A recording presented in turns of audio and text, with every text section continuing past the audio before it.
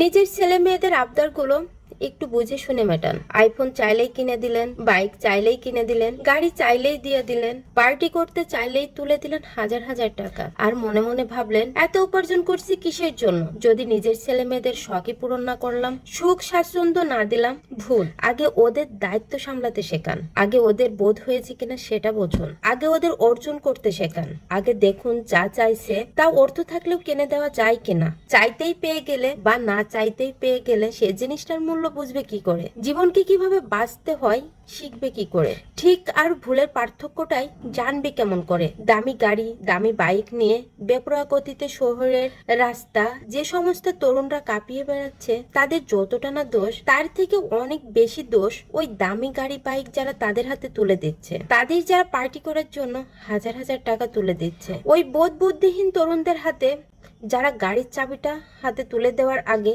শেখাচ্ছে না, বাবা মন্তব্য অবস্থায় গাড়িটা চালিয়ে না, ওভার স্পিড করো না, রেশারেশি করো না। বিভিন্ন দুর্ঘটনায় রাস্তায় যে ছিন্ন বিচ্ছিন্ন শরীর মিশে যায় কত তরুণদের, তারা আর ফিরবে না কোনোদিন। তাদের বাবা মায়েরা আর কোনোদিন তাদের ছেলে মেয়েদের আবদার কোটি কোটি টাকার বদলেও মেটাতে পারবে না। কিছুদিন আগে পত্রিকায় পড়েছিলাম, এক ছেলে তার বাবাকে ধমকি ছিল, বাইক না কিনে দিলে আত্মহত্যা করবে। তাই বাবা ভয়ে বাইক কিনে দিল ছেলেকে। যেদিন কিনে দিলেন সেই দিনই ছেলে বাইক দুর্ঘটনায় মারা যায়। ওই বাবা কোনোদিনও নিজের ছেলের শখ পূরণ করতে পারবেন না, কিন্তু আপনি পারবেন। তাই এখন থেকে একটু নিজের বিচার বোধ থেকে জাগ্রত করুন। আপনার অতিরিক্ত ভালোবাসাতে আপনার ভালোবাসা মানুষের সর্বনাশের কারণ না হয়।